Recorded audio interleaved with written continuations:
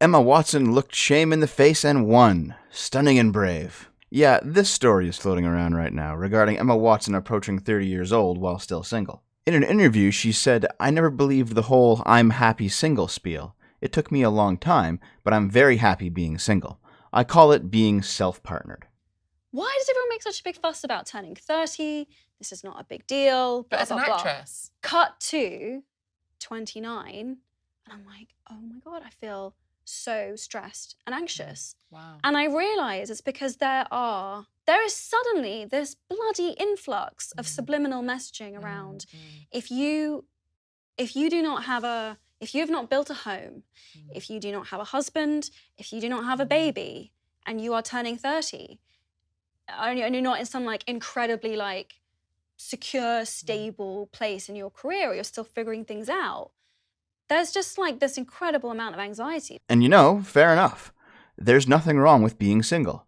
It's possible to have a fulfilled life without a romantic partner, for sure. But just because it's possible doesn't mean that it's easy or common. Sure, for some people, a different life path will lead to lasting happiness. And maybe Emma Watson really is one of those exceptional individuals. But for most of us, we will eventually need a partner to be fulfilled. Well, not just a partner. Obviously, it's better to be single than to be in an abusive relationship or something, but you know what I mean. But this is less about Emma Watson herself, and more about what The Guardian is calling the single positivity movement. More and more people are throwing off outdated stigmas and embracing a happy life on their own. Well, good for them if they're actually happy, but it's not really about outdated stigmas, is it? Nonetheless, this article talks about a lot of female celebrities who are completely satisfied going without a partner.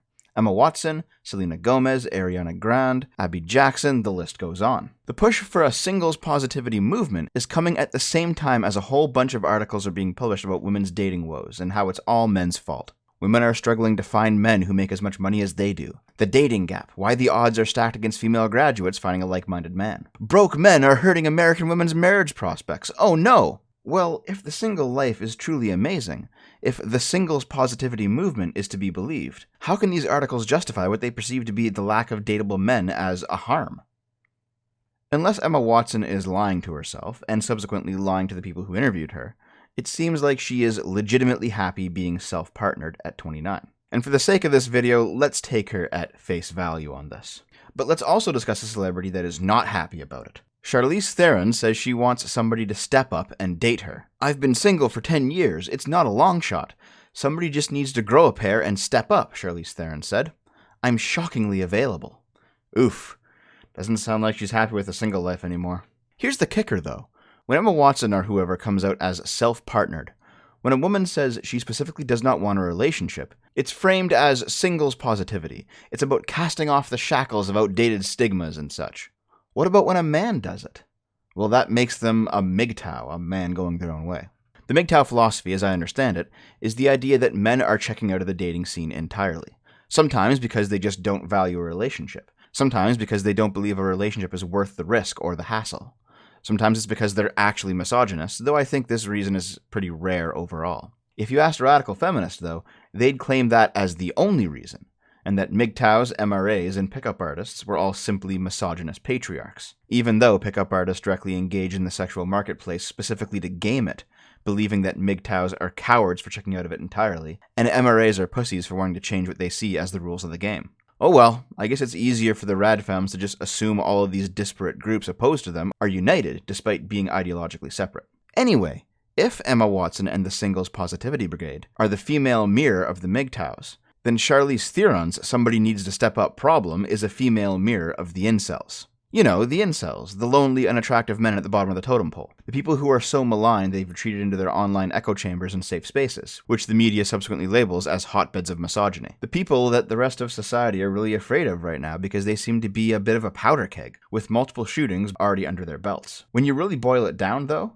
the incels are a group of men who are depressed because they can't find girlfriends. That sounds like the equivalent of Charlize "I'm shockingly available" Theron to me. When men can't find girlfriends, they're treated like they've committed some vile crime, even if they actually haven't shot anyone up yet. But when women can't find boyfriends, it's treated like she's the victim. Oh no, this poor innocent woman can't find a good man. But in the end, the actual event is the same. Somebody who can't find a mate.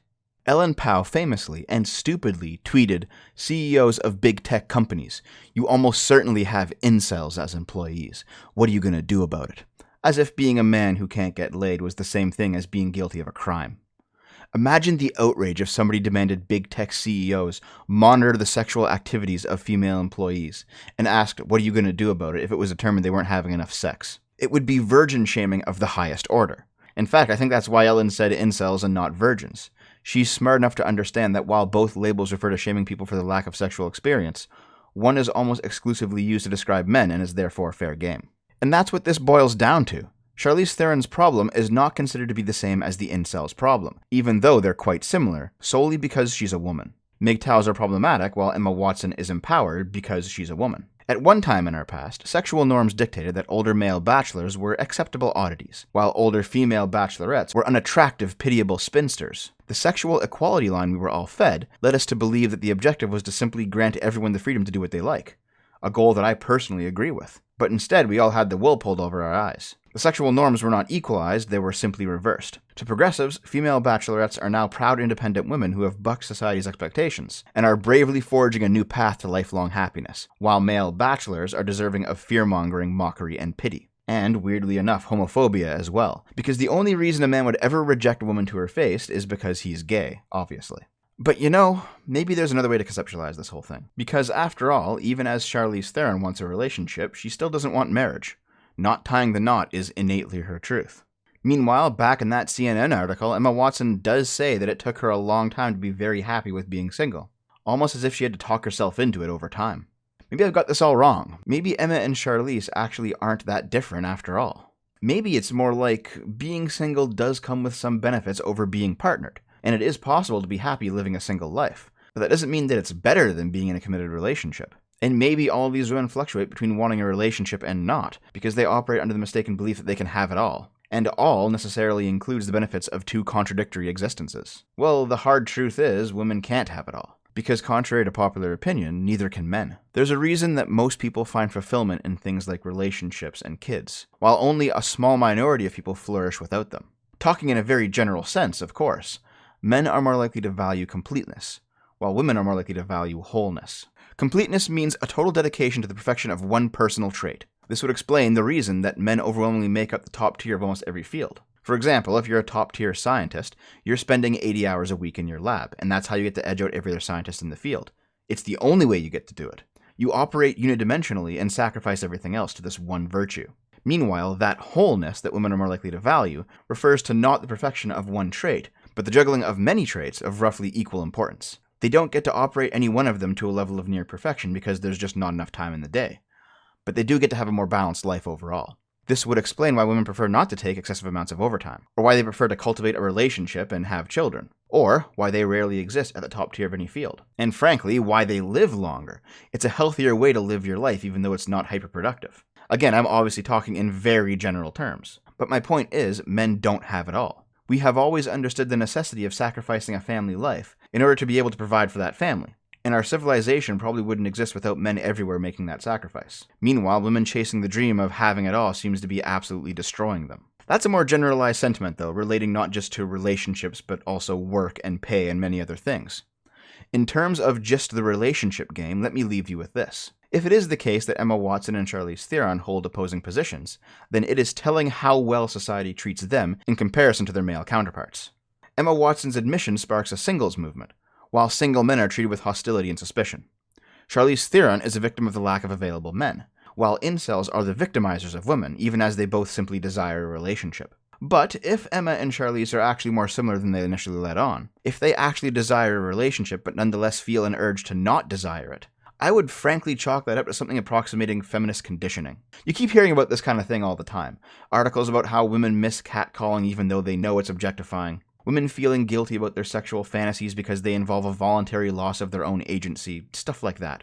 And I think that type of thinking has taken hold specifically because of that desire for wholeness. Desire to have a bunch of different things at once, even if they're contradictory. Maybe this idea even explains the whole beta orbiter friend zone game that some especially trashy women play. Where they string on multiple men at once just to have backups. Who knows? And hey, Emma, don't worry about the whole self-partnering thing. Because if there's one thing I've learned about people who marry themselves, it's that they also cheat on themselves. But in the end, if 10 years down the road, you ever find yourself asking where have all the good men gone, here's the answer for you.